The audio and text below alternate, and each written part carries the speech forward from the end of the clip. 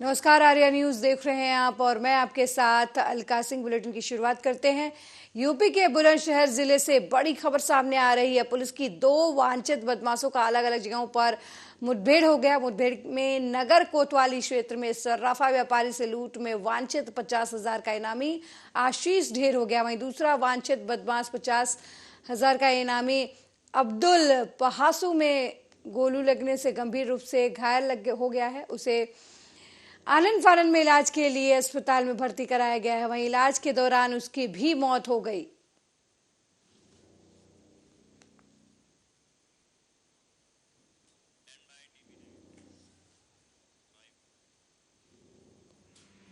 अगली खबर रोहतक से है, जहां बेरोजगारी को लेकर CMIEE की ताजा रिपोर्ट का जिक्र करते हुए पूर्व मुख्यमंत्री और नेता प्रतिपक्ष भूपेंद्र सिंह हुड्डा ने बीजेपी सरकार पर जमकर निशाना साधते हुए आईना दिखाया। उनका कहना है कि सरकार सच्चाई देखने के बजाय आंकड़े पेश करने वाली एजेंसी को निशाना बना रही है, जबकि ये वही CMIE है जिसके आंकड़ों का हवाला देकर जेजेपी 2019 से पहले बीजेपी सरकार को घेरती थी। ये वही CMIE है जिसके रिपोर्ट को देखकर गुजरात और यूपी सरकार वाहवाही लूटती है। हुड्डा रोहतक में प्रेस वार्ता को संबोधित कर रहे थे और खेल मंत्री संदीप सिंह पर लगे छेड़छाड़ के आरोप पर पूछे गए सवाल का जवाब देते हुए उन्होंने कहा कि खेल मंत्री को अपने पद से इस्तीफा दे देना चाहिए, साथ ही इस मामले की निष्पक्षता से जांच होनी चाहिए।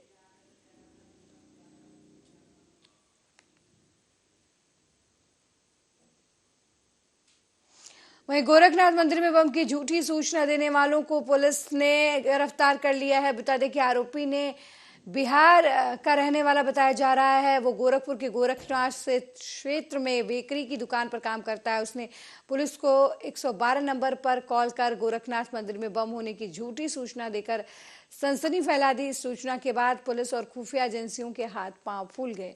मुख्यमंत्री को के 2 दिवसीय प्रवास के दौरान अधिकारियों ने इस सूचना को गंभीरता से लेकर जांच की तो सूचना झूठी निकली। बीते साल आतंकी मुर्तजा अब्बासी ने गोरखनाथ मंदिर में 2 PSC जवानों पर बांकी और चाकू से हमला कर दिया था और सनसनी फैला दी। इसके बाद मंदिर में घुसने के प्रयास के दौरान उसे गिरफ्तार कर लिया गया था।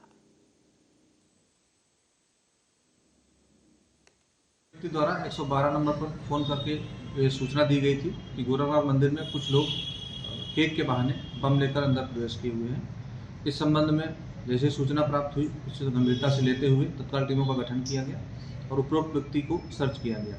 उस उपरोक्त व्यक्ति जब मिला तो उससे पूछताछ की गई। पूछताछ के क्रम में कई चीज़ें सामने आई। इस संबंध में थाना कैंट पर एक अभियोग पंजीकृत किया गया है। अभियोग पंजीकृत करने के बाद उपरोक्त व्यक्ति को हिरासत में लेकर न्यायिक वहीं कुलपति प्रोफेसर राजेश सिंह ने बताया कि कई नए कोर्स, नए स्टूडेंट्स, नई फैकल्टीज, 25 नए मेडल और अवार्ड भव्यता को बढ़ा रहे हैं। कुल कितने गोल्ड मेडल होंगे ये बाद में होने वाली बैठकों में निर्धारित किया जाएगा। VC प्रोफेसर राजेश सिंह ने बताया कि पिछला साल इंप्रूवमेंट का रहा है। पहले 5 से 6 फैकल्टीज थी, अब वो 12 से 12 हो गई हैं। 65 साल में 57 कोर्स की अपेक्षा आज 140 कोर्स हो गए हैं। बाजार की डिमांड के अनुसार प्रोफेशनल कोर्स बढ़ रहे हैं।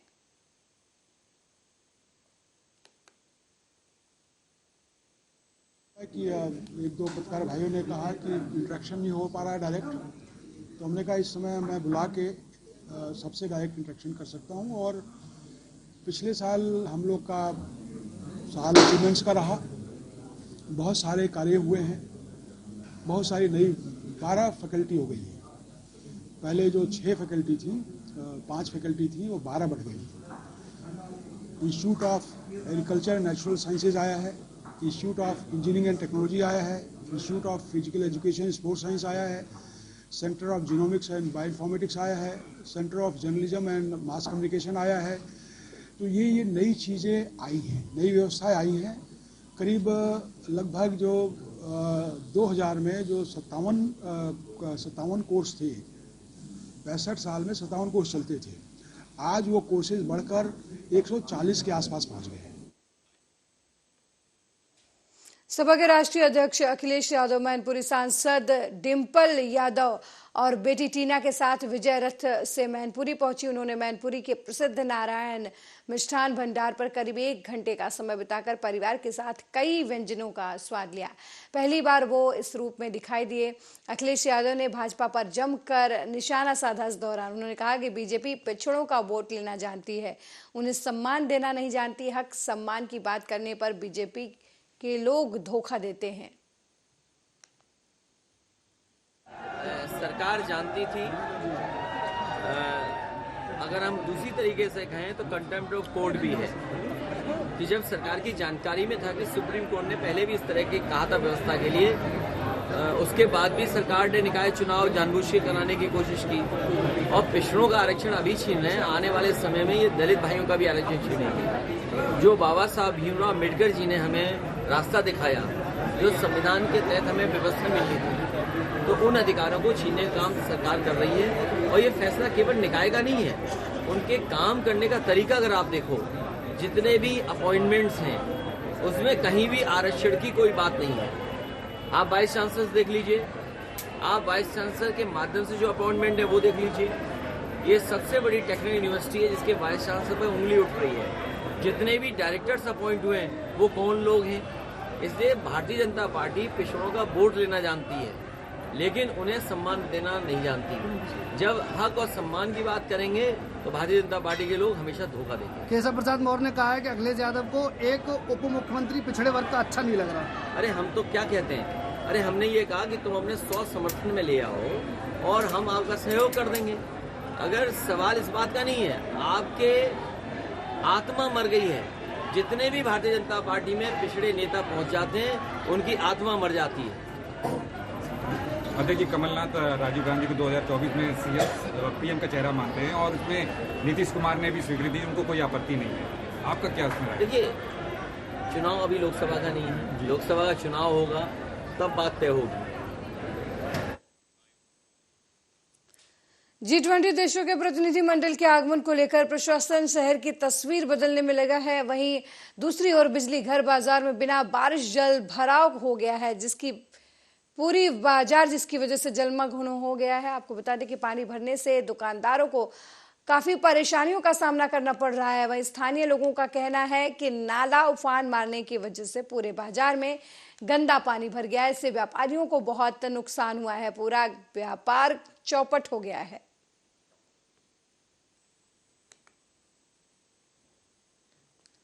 देखिए, इंद्र देवता तो बरसात का सीजन होता है तब बरसात करते हैं, लेकिन नगर निगम का जो हाल है, बिजलीघर शिवाजी मार्केट का क्षेत्र पूरा नरक बना हुआ है। और बीमारी की आशंका, कोरोना का कहर जिस तरीके से डर पा रहा है, मुझे ऐसा नहीं लग रहा है कि कोई भयावह रूप हो जाए शिवाजी मार्केट बिजलीघर का। और लाखों लोग, गेट ऑफ इंडिया बोला जाता है बिजलीघर को, लाखों लोग वहाँ से निकलते हैं। जब एक आदमी कहाँ से कहाँ महामारी फैला सकता है, लाखों का क्या होगा। नगर आयुक्त कभी नहीं चेत रहे, नगर निगम कभी नहीं चेत रहा, मेयर कभी नहीं चेता। आप देख रहे हैं किस तरीके से इनकी मंशा समझ में नहीं आ रही है। नाले का बैग पानी, इसका मतलब खातों में आपने सफाइयाँ करी और नाला नरक बना हुआ है, पूरा बैग। वहीं चीन में कोरोना की भयावह स्थिति को देखते हुए सरकार ने कोरोना की रोकथाम के लिए गाइडलाइन भले ही जारी की हो, पर जमीनी हकीकत देखकर आप चौंक जाएंगे।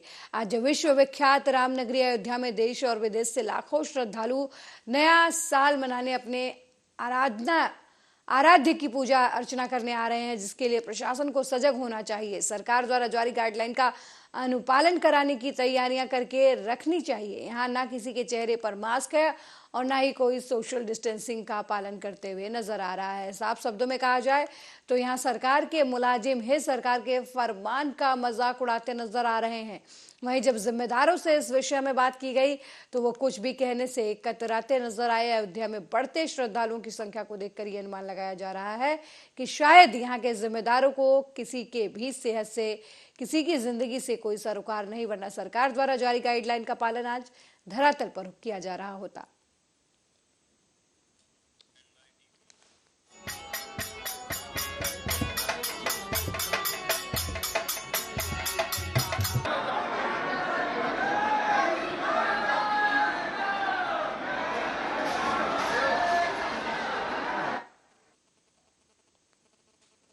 वहीं कानपुर देहात पुलिस के हाथ बड़ी सफलता लगी है। 10 किलो गांजा के साथ युवक को पुलिस ने गिरफ्तार किया है। मोबाइल और सेंट्रल कार हुई बरामद। आपको बता दें कि बिहार के रहने वाले युवक से खरीदारी कर औरैया गांजा लेकर आ रहा था। युवक 2 लाख रुपए की बताई जा रही है गांजे की कीमत।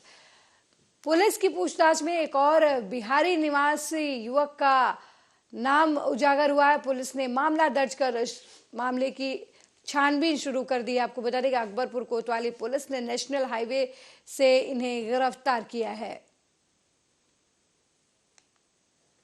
ये कल शाम को प्रभारी निरीक्षक अकबरपुर और सीओ अकबरपुर की टीम के द्वारा आगरा रोड पर लगभग 5 बजे एक सेंट्रो कार से एक व्यक्ति को गिरफ्तार किया है, जिसमें तलाशी लेने पर उसके पास से लगभग 10 किलो गांजा बरामद हुआ है। संबंधित धाराओं में अभियोग पंजीकृत किया गया है। नियमानुसार उसको जेल भेजा जा रहा है। इसके अलावा ये जिस व्यक्ति से खरीद के ला रहा था उसको बिहार का बताया गया है। उसकी तलाश करके उसके विरुद्ध भी नियमानुसार कार्रवाई की जाएगी। अभी के साथ और कुछ पाया जाएगा? उसके पास एक मोबाइल फ़ोन और एक सेंट्रो कार भी बरामद हुई, जिसकी कीमत लगभग 3 लाख है। और 10 किलो गांजा जो मार्केट रेट के आधार पर लगभग 2 लाख रुपए का बरामद हुआ है। सर कहाँ जा रहा था लेके कोई जानकारी? ये इसको औरैया के लिए ले जाना बताया गया है। उस संबंध में पूछताछ की जा रही है और जहाँ पे डिलीवरी होनी है उस बारे में भी तहकीकात की जाएगी बेचने के दौरान और नियमानुसार अग्रिम कार्रवाई। और भी लोग क्या इनके साथ शामिल हैं क्या? इस बारे में गहराई से पूछताछ की जा रही है और उनको नियमानुसार अग्रिम कार्रवाई। ठीक। ये कल शाम को प्रभारी निरीक्षक।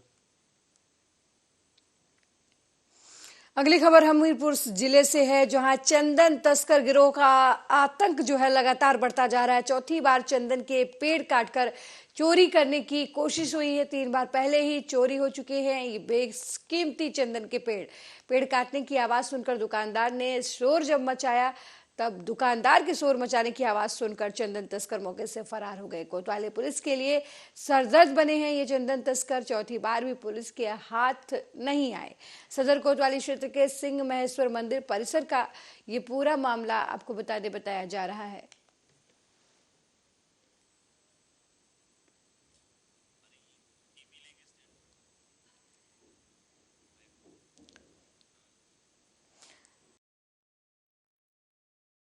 कांग्रेस कमेटी के अध्यक्ष अमरिंदर सिंह राजा वार्निंग ने सिख फॉर जस्टिस के गुरपरवत सिंह पन्नू को सीधी चुनौती देते हुए कहा कि अगर कोई पन्नू के गले में छत्रों का हार डालेगा तो उसे $1 लाख का इनाम दिया जाएगा। ये घोषणा पन्नू की राहुल गांधी की पंजाब यात्रा को रोकने की धमकी के जवाब में की गई है।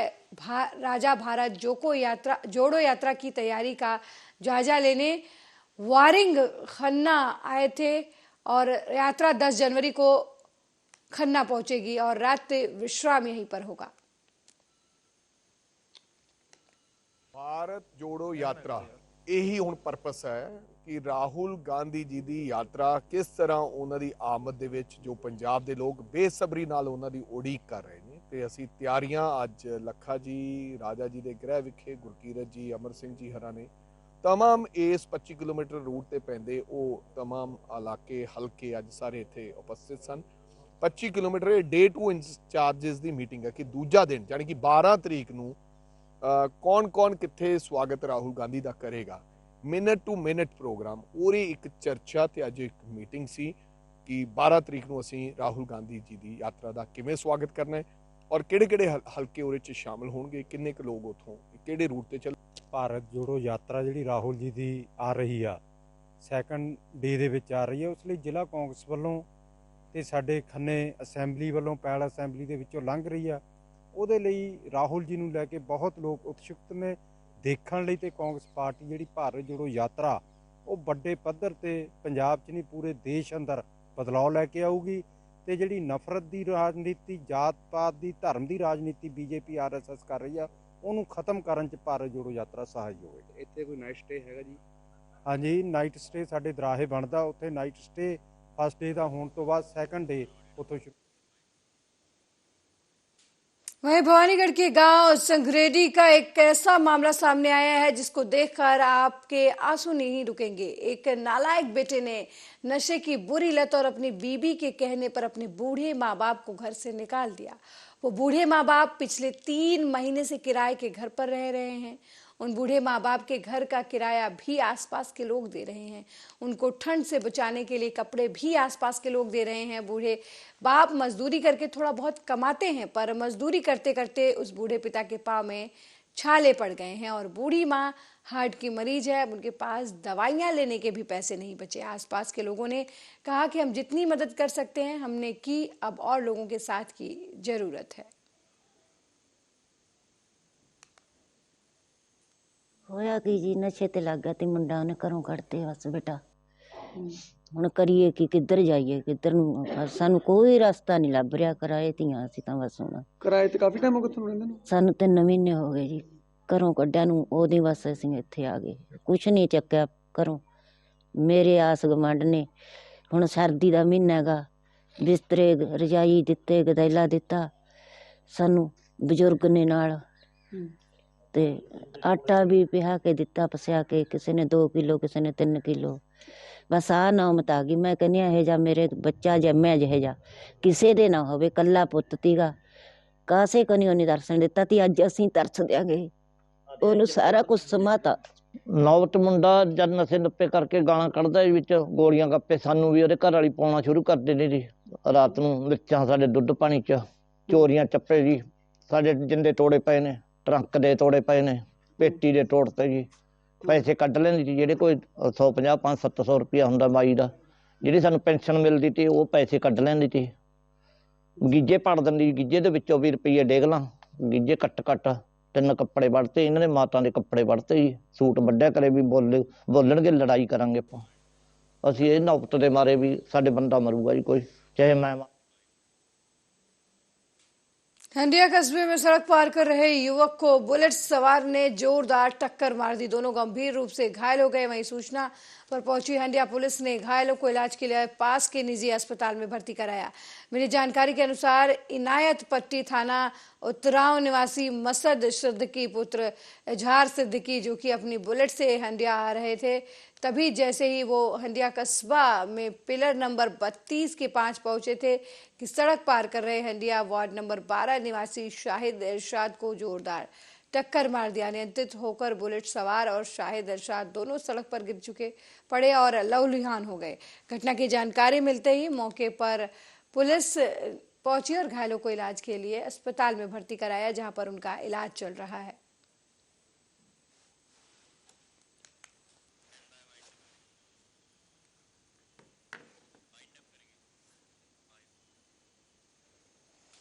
इस बुलेटिन में मेरे साथ फिलहाल इतना ही। देश दुनिया की तमाम खबरों को देखने के लिए देखते रहिए आर्या न्यूज। नमस्कार।